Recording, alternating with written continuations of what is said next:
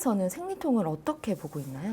네, 한의학에서는 생리통의 원인을 단순히 자궁만의 문제로는 보지 않고요. 네. 다른 오장육부의 기능 실조가 자궁에 영향을 주어 생리통이 발생한다고 보고 있는데요. 한의학에서는 생리통의 원인을 크게 8가지로 보고 있습니다. 첫째로 추위를 잘 타는 체질이 원인이 되는 경우부터 네. 뚱뚱한 체질인 경우, 몸에 열이 많은 체질일 경우, 몸에 어열이 많은 체질 또는 스트레스에 예민한 체질이거나 피로에 취약한 체질인 경우, 소화기가 약한 체질인 경우, 허약한 체질이어서 원인이 되는 경우까지 크게 8가지 원인으로 분류해 볼 수 있습니다. 네.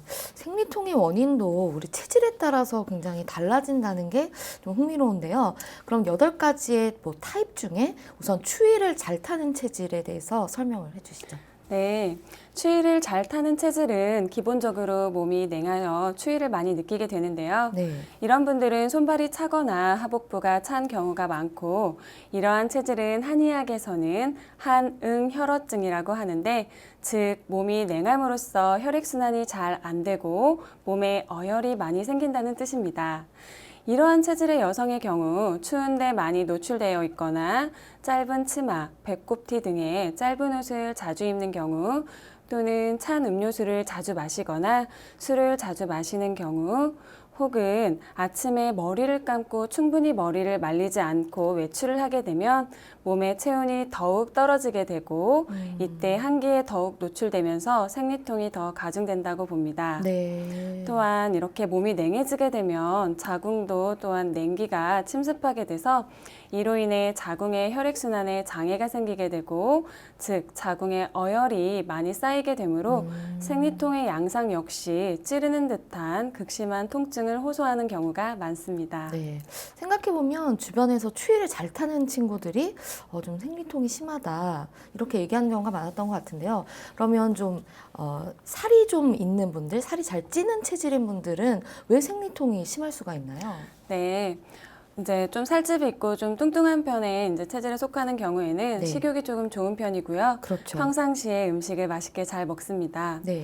특별히 가리는 음식이 없이 잘 먹고 또한 폭음을 하거나 폭식을 하는 경향이 있는데요. 네. 이런 분들의 체형은 뚱뚱한 편이고 살색은 흰 편이며 살집은 무른 편이에요.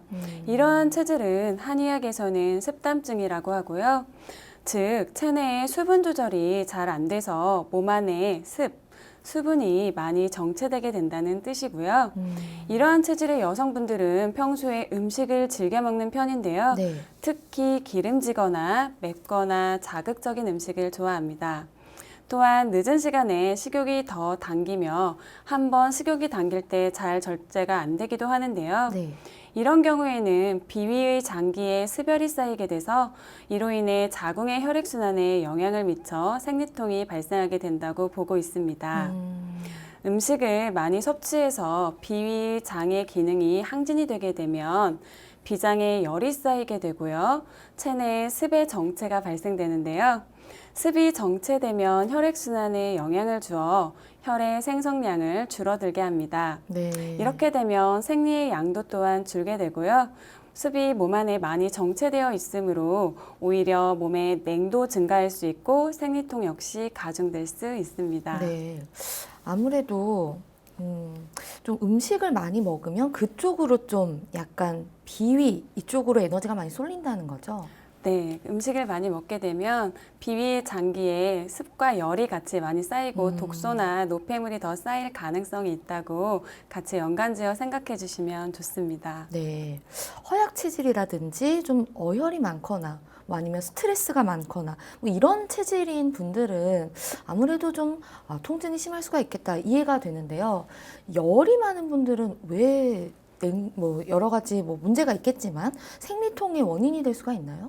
네, 기본적으로 몸에 열이 많은 체질은 손발도 따뜻한 편이고 추위를 별로 타지 않습니다. 네. 그래서 아무래도 생리통이 조금 없을 거라고 생각할 수도 있는데요. 네. 이러한 체질은 한의학적으로 혈열망행증이라고 하는데요.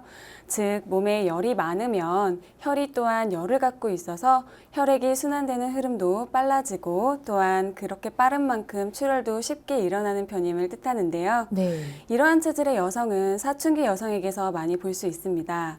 얼굴도 잘 붉어지고 신경이 예민해서 불면증을 호소하기도 하고요. 또한 갈증을 많이 느끼고 물을 자주 마시는 편이며 야외에서 일을 하는 직업을 가지고 있거나 더운 여름에 밖에서 장시간 노출되어 있는 경우에도 나타날 수 있습니다. 네. 또한 매운 음식을 좋아하는 경우에도 혈열 망행증은 나타날 수 있는데요. 혈열이 생기게 되면 혈액의 흐름도 빨라지고 자궁으로 흐르는 혈액량도 많아지게 됩니다.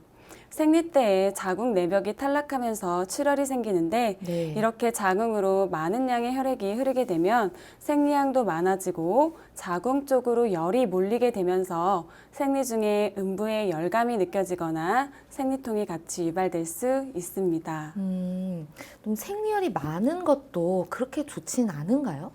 생리혈이 너무 많아도 좋은 현상은 아니라고 볼 수 있습니다. 네. 정상적인 양이 나오는 게 조금 더 건강에 좋은 상태로 보거든요. 네. 그럼 생리통은 한의학적으로 또 분류를 세부적으로 하고 있나요? 네, 한방에서는 생리통을 크게 한습 응체형, 간울 기체형, 간신 휴손형 이렇게 세 가지로 분류할 수 있는데요. 네. 우선 한습 응체형 생리통이란 월경 전 혹은 월경 기간 동안 아랫배가 차가워지고 아프면서 요통이 있고요. 네. 배와 허리를 따뜻하게 하면 통증이 감소하는 경우를 말할 수 있습니다. 이 경우에는 추위를 느끼면서 몸살이 난 듯 아프고 네. 설태는 하얗고 기름기가 많은 편이며 맥은 가라앉은 편을 나타내고요. 이런 유형의 환자분들은 보통 몸, 손발과 아랫배가 차가우면서 월경 때마다 아랫배 복통이 심한 편입니다. 네. 두 번째로는 간울 기체형 생리통을 들 수 있는데요. 이 경우에는 월경 전 혹은 월경 기간 동안에 아랫배가 부풀듯이 아프고 앞통이 뚜렷한 편입니다. 월경 전에 유방이 불어나듯이 아프고 가슴과 옆구리가 단단하게 커지는 느낌이 들며 월경의 양은 적거나 배출이 원활하지 못한 편이고요. 네. 월경의 색이 검붉으면서 덩어리가 있습니다. 대개 혈괴, 즉 덩어리진 피가 배출되면서 통증이 경감되는 경우가 많고요. 네. 이런 분들은 혀의 색깔은 보통 어두운 편이며 이런 유형의 환자는 보통 양 옆구리가 그득하거나 가슴이 답답하다거나 상쾌하지 못하며 인후에 이물감이 있는 듯한 느낌을 호소합니다. 네. 셋째로는 간신휴손형 생리통으로 구분해 볼 수 있는데요. 이 경우 월경 후 아랫배가 은은하게 아프고 아픈 부위를 만지면 통증이 줄어들고 월경의 양은 적은 편입니다. 허리와 무릎이 시리다고 호소하시는 분들도 있고요. 간혹 머리가 어지럽고 이명이 나타나기도 하는데요. 이런 유형의 환자분들은 머리가 흐리멍덩한 듯하여 눈이 잘 보이지 않고 때때로 건망증이나 불면증이 있기도 합니다. 네. 그리고 가끔 목과 입이 마르고 옆구리가 아프면서 손바닥과 발바닥의 중심에서 열이 난다고 호소하기도 하는데요. 동시에 가슴이 답답하다거나 불안해하면서 식은땀이 나고 뺨이 붉어진다고 표현하게 됩니다. 네.